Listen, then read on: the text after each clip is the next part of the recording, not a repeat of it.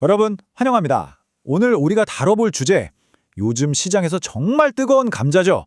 바로 2차 전지 배터리 시장입니다. 막연한 기대감이나 뜬구름 잡는 소리 말고 철저하게 데이터를 바탕으로 지금 이 시장이 어떤 상황인지 그 차가운 현실을 팩트 체크해 보려고 합니다. 본격적인 이야기에 앞서서 질문 하나 드려볼게요. 요즘 주식시장을 완전히 휩쓸고 있는 AI 테마, 특히 그 AI 데이터 센터 붐이 지금 좀 침체되어 있는 2차 전지 주식들을 구원해 줄 수 있을까요? 워낙 엄청난 자금이 몰리고 있다 보니까 한 번쯤 이런 생각 해보셨을 텐데요. 이 자료의 제목부터가 오늘 이야기의 핵심을 딱 찌르고 있습니다. 기울어지고 있는 운동장이에요. 그냥 요즘 시장이 좀 어렵네 수준이 아닙니다. 과거의 어떤 전략적 판단 미스들이 쌓이면서 특정 기업들이 구조적으로 완전히 불리한 위치에 서게 됐다는 아주 뼈아픈 진단이거든요. 대체 어쩌다가 운동장이 이렇게 기울어버린 건지 지금부터 하나하나 뜯어보죠. 자, 오늘 살펴볼 순서입니다. 거대한 글로벌 에너지 믹스 변화부터 시작해서 ESS 시장의 진짜 현실, 갈수록 둔화되는 전기차 수요, 그리고 왜 운동장이 기울어졌다는 건지 그 투자 결론까지 쭉쭉 넘어가 보겠습니다. 첫 번째로 짚어볼 건 글로벌 에너지 믹스의 변화입니다. 배터리라는 나무만 볼 게 아니라 전 세계가 전력을 어떻게 만들어내고 있는지 그 거대한 숲을 먼저 보자는 거죠. 일단 이 숫자 하나만 머릿속에 딱 넣어두시면 좋겠습니다. 25%. 이게 뭐냐면요. 오늘 2030년까지 전 세계 전체 에너지 믹스에서 재생에너지가 차지하게 될 비중입니다. 에너지 전환이라는 게 얼마나 거대한 스케일로 일어나고 있는지 감이 확 오시죠?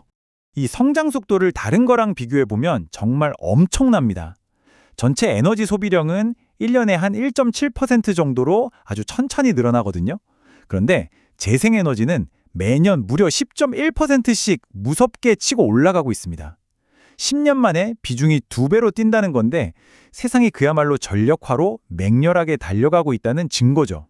이 흐름을 보시면 진짜 흥미로운데요. 석탄 같은 기존 화석연료들은 이제 성장이 딱 멈췄거나 오히려 꺾이고 있습니다.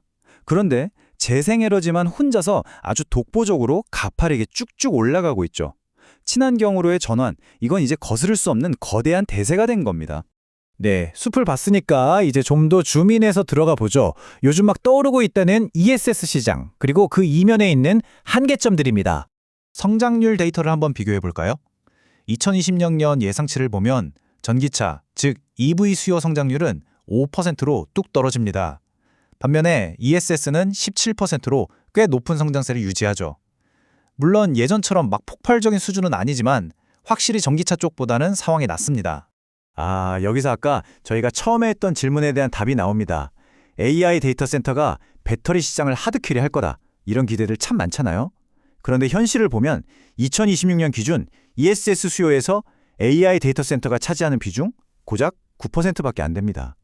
나머지 70%라는 압도적인 물량은 여전히 태양광이나 풍력 같은 전통적인 신재생 에너지 연계망에서 나오는 거예요. 그러니까 AI에 대한 막연한 환상은 좀 내려놓을 필요가 있는 거죠. 그럼 이 ESS 시장이 커지는데 우리 한국 기업들에게는 무조건 호재일까요?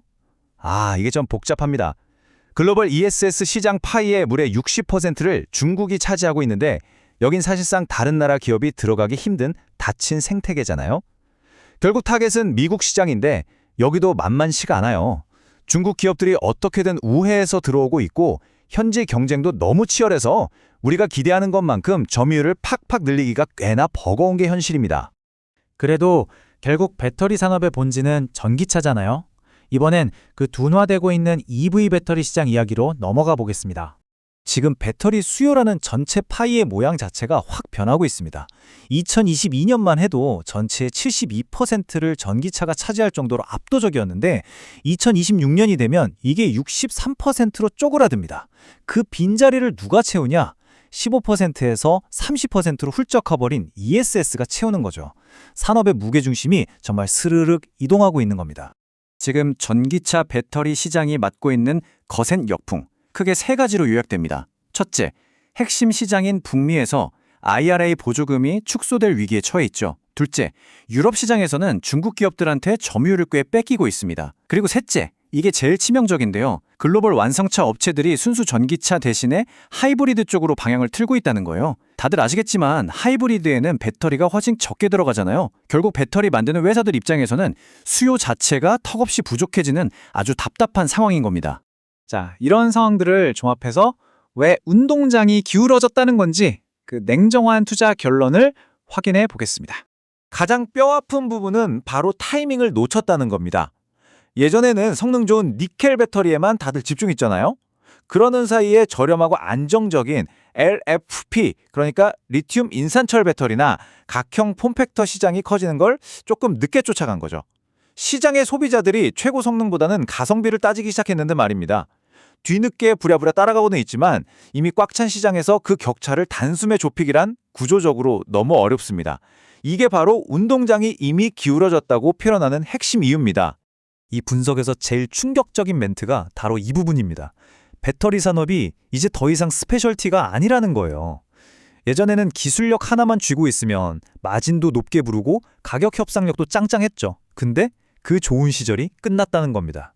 이제는 물량 쏟아지는 거 감당하면서 치열하게 단가 싸움을 벌여야 하는 흔하디 흔한 범용 상품, 즉 커머디티 시장으로 변해버렸다는 냉혹한 진단이죠. 그래서 최종적인 투자 의견도 아주 단호합니다. 비중 축소. 이 불리해진 운동장에서 지금 당장 이 주식 무조건 사세요 할 만한 최선호주 솔직히 없다는 게 냉정한 평가입니다.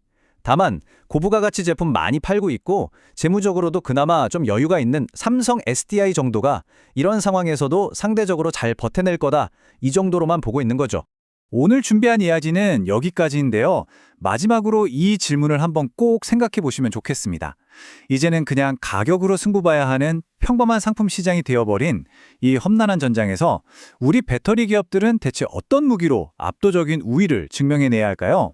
이 기울어있는 운동장을 다시 평평하게 만들 묘수, 과연 어디에 있을지 계속해서 지켜봐야겠습니다.